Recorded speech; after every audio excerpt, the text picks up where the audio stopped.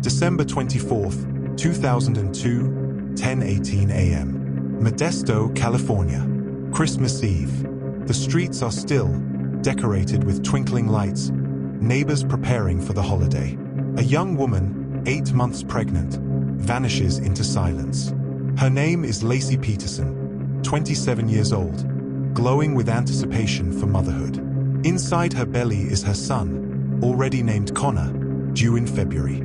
That morning she planned to bake cookies, walk the dog, and get ready for Christmas dinner. But by midday, she was gone, without a trace. By 5:17 p.m., her husband, Scott Peterson, places a call to police. "My wife is missing." His voice is calm, too calm. No frantic shouting, no gasps of panic.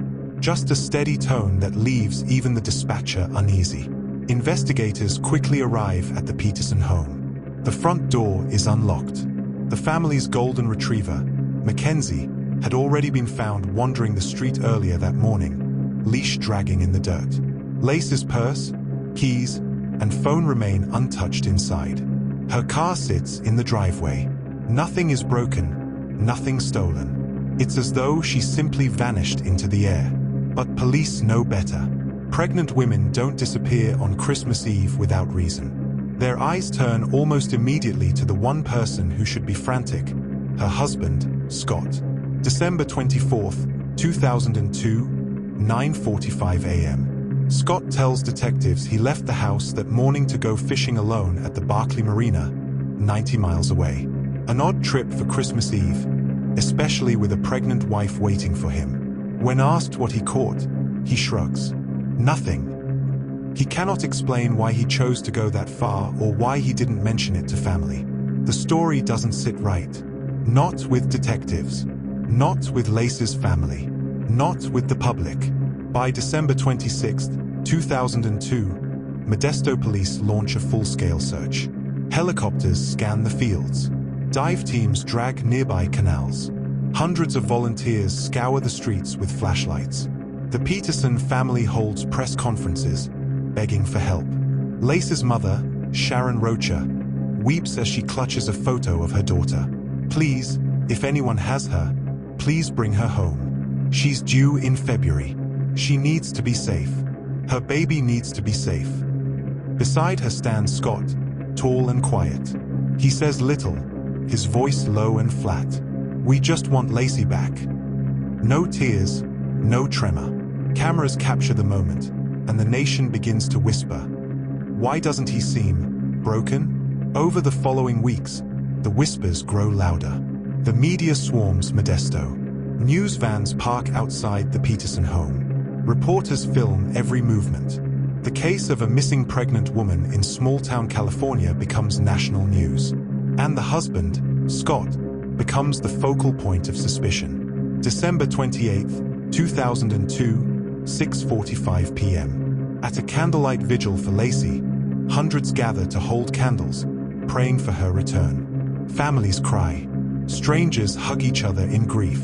And in the back of the crowd, Scott is on the phone. Not with detectives. Not with Laci's mother. But with another woman. Her name, Amber Frey. A massage therapist from Fresno, California. What she doesn't know yet is that Scott has been lying to her.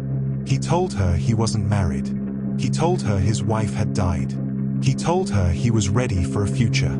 On Christmas Eve, the very night his pregnant wife vanished, he whispered to Amber, "This will be my first Christmas without her." The duplicity is chilling.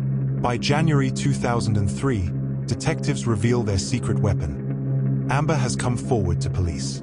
Shocked and horrified at what she discovered, she agrees to record her phone calls with Scott. For weeks, the world thinks Scott is searching desperately for his wife. But on the tapes, he flirts with Amber, talks about trips, about new beginnings. The contrast is damning. Meanwhile, suspicion continues to mount. Scott had purchased a small aluminum boat just weeks before Laci disappeared. No one in his family or circle of friends even knew he owned it. Investigators grow convinced that this boat may have been used to dispose of Laci's body in the San Francisco Bay, the very waters where he claims to have gone fishing on Christmas Eve. Neighbors recall seeing Scott backing his truck up to the garage early that morning. They recall the boat hitched to his truck. The timeline grows darker. The case begins to grip America not only because of its mystery, but because of its characters. Laci is portrayed as the perfect wife, warm, devoted, eager to start her family. Scott, by contrast, emerges as the cold, cheating husband living a double life. It is a narrative made for television. Tabloids label him the most hated man in America. January 24th, 2003, 8:15 p.m. Amber Frey stands at a press conference, trembling. Cameras flash as she tells the world, "Scott Peterson told me he was not married. I now know that was a lie. I am cooperating with the police." The revelation detonates like a bomb. Overnight, Scott's image as the grieving husband collapses. He is no longer the worried spouse. He is the prime suspect. But police face a problem. They have no body, no murder weapon, no eyewitnesses, just circumstantial evidence, lies, and suspicion. Then, April 13th, 2003, 4:45 p.m. A couple walking their dog along the San Francisco Bay makes a grisly discovery. The tiny body of a fetus, badly decomposed, washed ashore. The very next day, a torso, headless, limbless, emerges from the water nearby. DNA testing confirms the worst fears. It is Laci and her unborn son, Conner. The brutality of it shocks the nation. The hope that Laci might be alive collapses in an instant. For her family, it is unspeakable grief. For investigators, it is confirmation of their darkest suspicions. April 18th, 2003, 9:36 a.m. Scott Peterson is arrested in La Jolla, California, near the Mexican border. His car is loaded with camping gear, $15,000 in cash, survival supplies, multiple cell phones, and his brother's ID. He has dyed his hair blonde and grown a goatee. To police, it looks like a man preparing to run. To the media, it looks like guilt. And now, the world prepares for the next chapter, a trial that will become one of the most watched in history. The question is no longer just what happened to Laci Peterson. It is also, can circumstantial evidence alone convict a man of murder? April 18th, 2003, 9:36 a.m. A parking lot in La Jolla, California. Scott Peterson sits behind the wheel of his Mercedes-Benz when police surround him. His car is stuffed with camping gear, nearly $15,000 in cash, multiple cell phones, survival supplies, his brother's ID card, and dyed blonde hair with a freshly grown goatee. Detectives stare through the window, and one whispers, he was ready to run. The arrest shocks no one. By then, Scott Peterson's name had become infamous. His face splashed across every front page in America. But his capture signals the beginning of a new chapter, one of the most scrutinized murder trials of the 21st century. November 12th, 2004, 4:30 p.m. A jury foreperson reads the words that seal Scott's fate. We, the jury, in the above entitled cause, find the defendant, Scott Peterson, guilty of the crime of murder in the first degree of Laci Denise Peterson. We also find the defendant guilty of the crime of murder in the second degree of Conner Peterson. The courtroom gasps. Laci's mother clutches her chest. Some cry, others sigh in relief. Across the nation, viewers glued to their televisions exhale after nearly 2 years of unrelenting coverage. The media branded it the trial of the decade, and now, the so-called family man is a convicted killer. But to understand how a circumstantial case led to a death sentence, we must return to the trial itself. June 1st, 2004, 9 a.m. Redwood City, California. After a change of venue due to overwhelming publicity, Scott Peterson's trial begins. Cameras swarm the courthouse. Reporters camp on the steps. Every seat inside is filled with journalists, spectators, and sketch artists. Outside, protesters hold signs, "Justice for Laci and Conner." The prosecution builds a case not on blood evidence or fingerprints, but on patterns of deception. They highlight Scott's affair with Amber Frey, playing the tapes of their recorded conversations for the jury. On one tape, Scott whispers to Amber during a New Year's Eve vigil for Laci, "I'll see you soon, honey." Jurors watch, horrified, as Scott's calm double life is revealed. They present evidence of his new boat, purchased weeks before Laci vanished, a boat no one knew about. They bring in experts who testify that weights and anchors could have been used to sink a body. Though no physical evidence ties the boat to the crime, the prosecution paints a vivid picture. A man who lured his pregnant wife into his truck, drove her to the bay, and dumped her body into the water. Prosecutor Rick DiStaso hammers one theme: motive. Scott, he argues, was trapped by fatherhood and responsibility. He wanted freedom. He wanted Amber. Laci and Conner stood in the way. The defense counters aggressively. Attorney Mark Geragos argues that without direct evidence, without eyewitnesses, murder weapon, or definitive forensic proof, the state's case is a house of cards. He suggests alternative theories. Laci was abducted by strangers, her body placed in the bay later. He questions the reliability of scent dogs, the accuracy of the timelines. But the courtroom drama is bigger than arguments. It is about optics. When Amber Frey takes the stand, her calm, steady testimony devastates Scott. She describes his lies, his manipulation, his charm. The jury leans forward, spellbound. Then comes the emotional heart of the trial: Laci's family. Sharon Roach's tears. Brent Roach's anger. The jury watches a grieving family demand justice for their daughter and unborn grandson. As weeks stretch into months, the media circus grows. Television networks broadcast daily recaps. Tabloids print lurid headlines.